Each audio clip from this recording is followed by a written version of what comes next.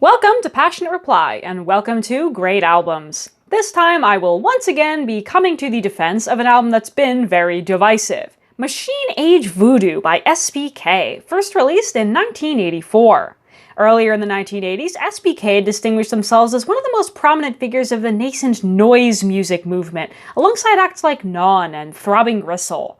Just 2 years before Machine Age Voodoo, they released their arguable magnum opus, Leichenschrei, an album that eschewed a traditional track listing, featured the mutilated visage of a victim of napalm burns on its cover, and sounded something like this.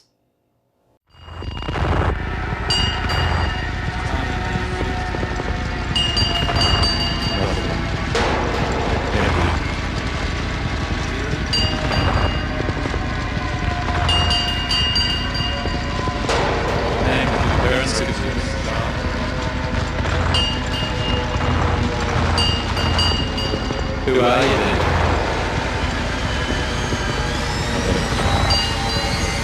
Nobody. What is it?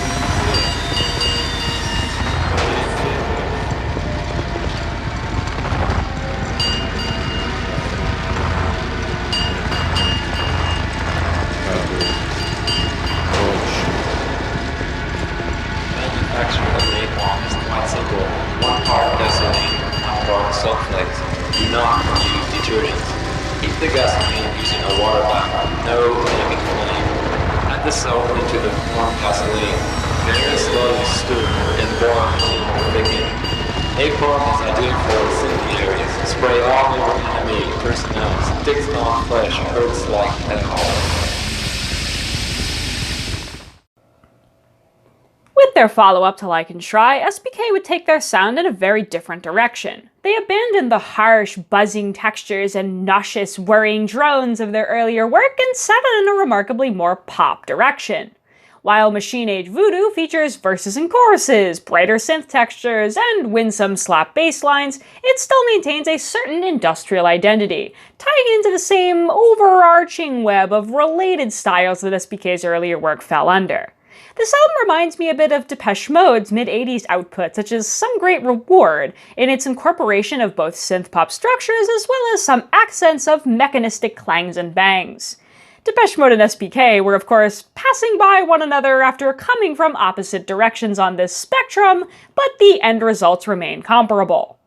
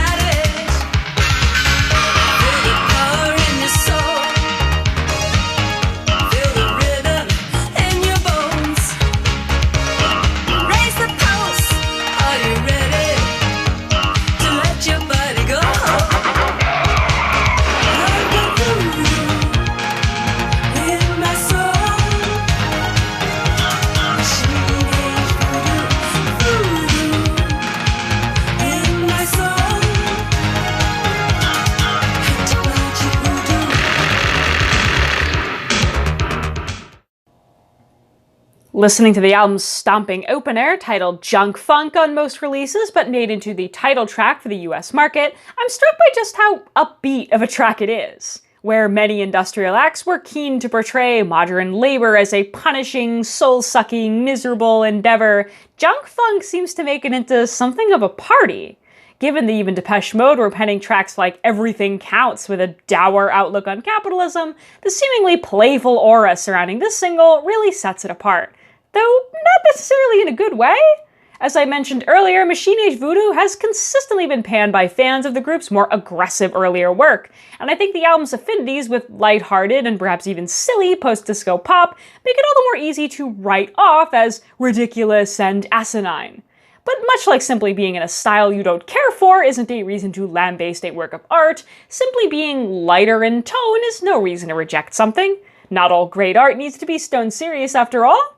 While Machine Age Voodoo may not be a continuation of the classic SPK sound, I think it's an album that has plenty of appeal for fans of lighter synthpop, and one that I wish it managed to achieve a bit more renown among those who might be a bit more receptive to its style. Naturally, the title of the album and themes of its sometime title track invite us to consider the role that appropriation of primitive themes has to play.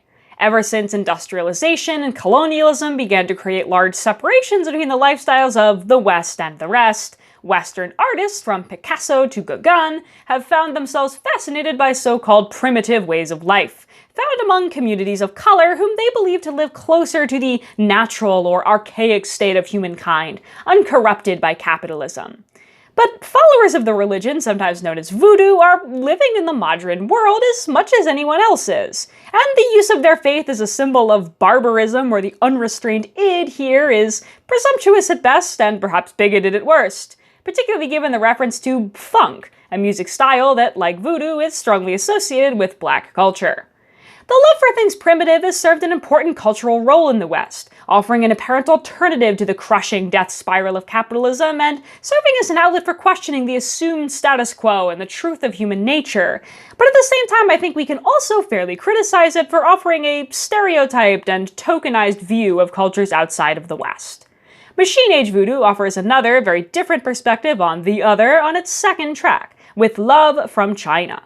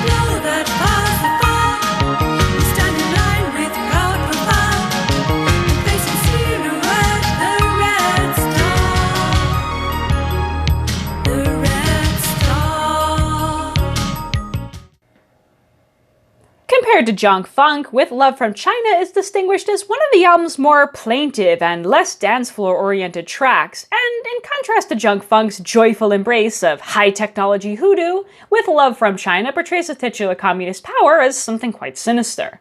While a simple read of the lyrics suggests that it may be a triumphant hymn to the state, the track's plodding, dirge-like melody makes it hang like an ominous cloud instead. Arguably the most successful state to be built upon Marxist ideals, China is a prominent feature of lots of early 80s synthpop, where it and other communist states saw varying portrayals as anywhere from dystopian to utopian. Like the appropriation of voodoo earlier, the dread romanticism applied to China by SPK on this track says more about them than it does about China itself. I think both tracks, taken together, paint a picture of a sort of anywhere but here ideology, defined less by any strong feelings for these particular cultures and more by a desire for an escape to the exotic, an abandonment of all that is sick about the West. Overall, though, With Love from China isn't necessarily a fair representation of the average track on Machine Age Voodoo, as the album consists mostly of higher energy tracks like Metal Dance. Can you hear that motor kick? Can you see that reconstruction's underway? I can say faith and progress suffocate. Can't make out the things they say.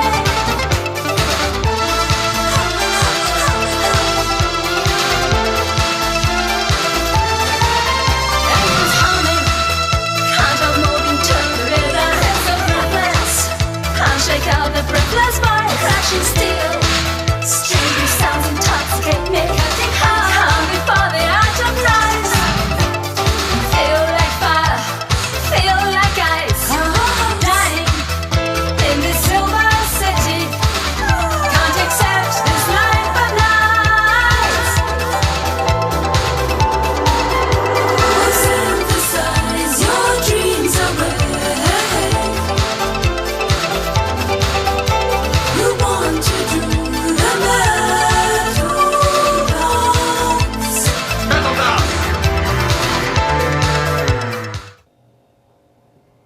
Perhaps the track most clearly aimed at nightclub rotation, Metal Dance feels like a logical choice for the album's first single. Less of a pop tune and more of a floor filler, Metal Dance still hums with industrial touches, propelled by clunking, metallic percussion and chant-like shouts that prefigure the synthesis of machine music and club fare that EBM acts like Nitzer Ebb would achieve later in the 1980s. With its succinct title and a compelling hook that implores us to synthesize our dreams away, Metal Dance almost feels like a love letter to the sheer concept of electronic music for dancing to, a consummate paean to the discotheque, even if it comes from what may seem like an unlikely and perhaps dishonest source. A similar embrace of dance music qua dance music is found on High Tension.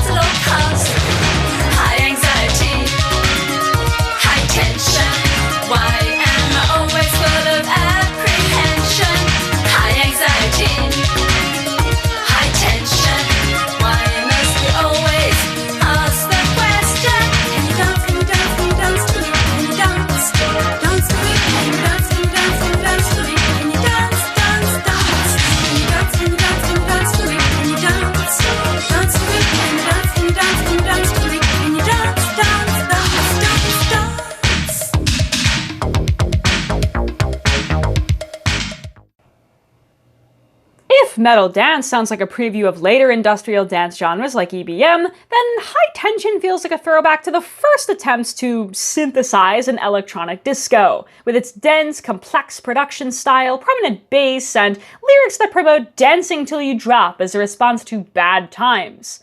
Despite its compelling use of a well-textured vocoder, High Tension veers away from the worship of the machine that was central to Metal Dance, and its straightforward celebration of dancing itself makes it feel like the most likely genuine crossover hit on the album. Not that it really had any. It's also worth noting that the track's bridge contains an early reference to hip-hop, back when artists like Man Parrish were freely using the term to describe club-friendly electro that didn't necessarily include rapping. Times have changed, of course, but I think High Tension fits right in with other works in that style, even if, again, it comes from a group that nobody would have expected to make music like this.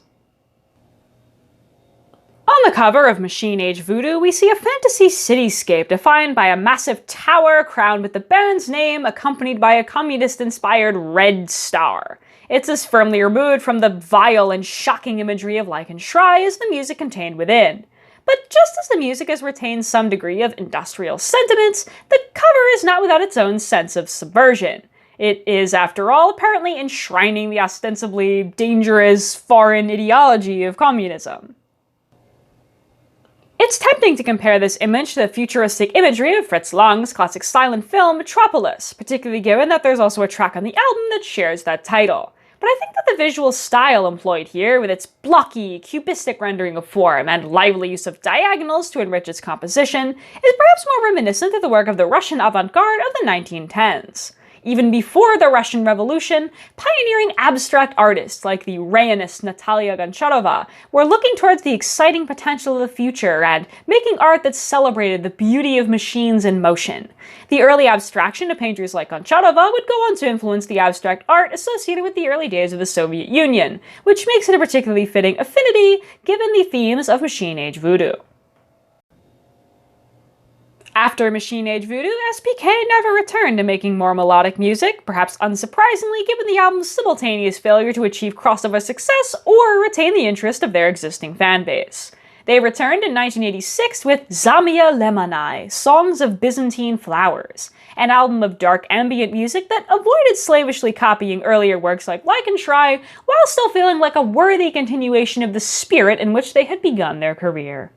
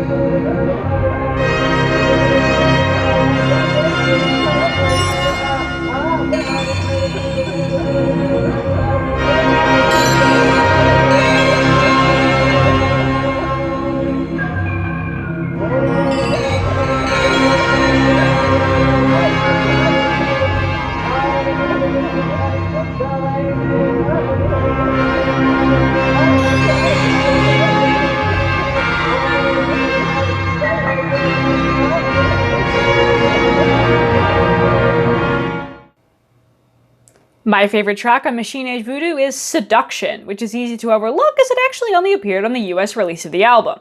Seduction is striking for its blatant, wantonly sexual lyricism, which when combined with SKBK vocalists in On Long's competently sultry vocal style, recalls the best work of the experimental disco outfit Gina X Performance. And much like Gina X Performance, there's a bit of subversively queer gender bending to be had here, as a male backing vocalist repeats Long's line, "You call yourself a man?" I think that may be unintentional, a sort of happy accident, but I love it nonetheless. That's all I have for today. Thanks for listening.